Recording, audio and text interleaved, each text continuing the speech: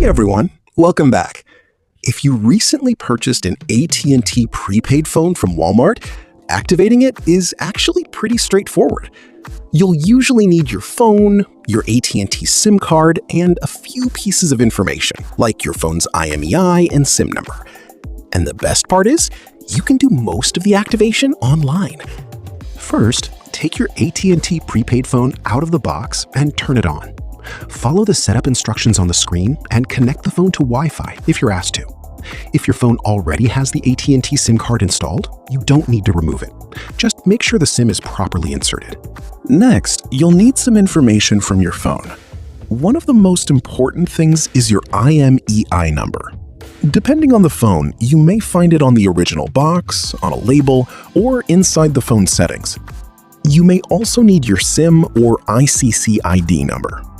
If you're having trouble finding these numbers first, check the packaging that came with your phone first. And here's a quick tip. Don't share your IMEI or SIM number publicly in the comments. These are device and... Now, grab your phone or computer and go to AT&T's official prepaid activation page. Once you're there, follow the instructions on the screen.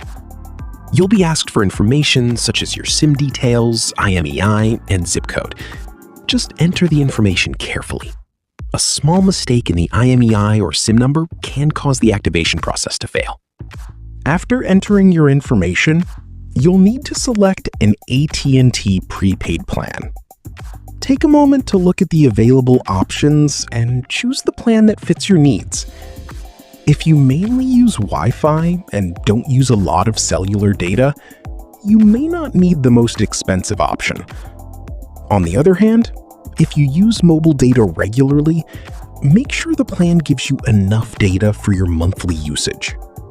Then, continue with the activation process. Next, AT&T may ask you to create an account or sign in.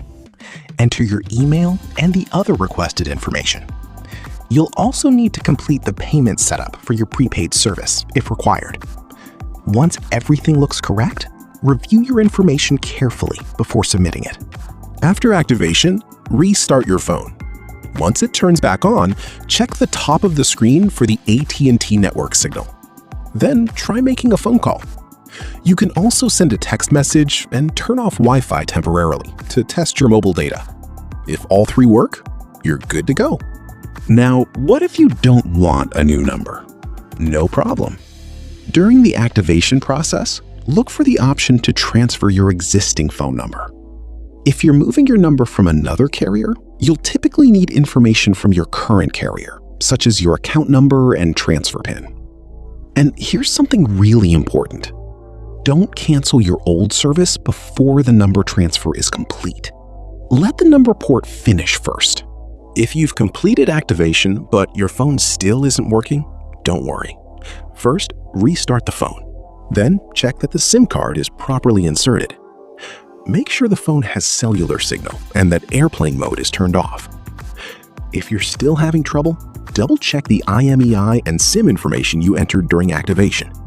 And if the problem continues, contact AT&T Prepaid Support for assistance. Before we wrap up, here are a few quick tips. Number 1, keep your receipt and original packaging. Number 2, don't share your IMEI, SIM number, or account information publicly. Number 3, double-check every number before submitting the activation. And number 4, if you're transferring an existing number, don't cancel your old carrier until the transfer is finished.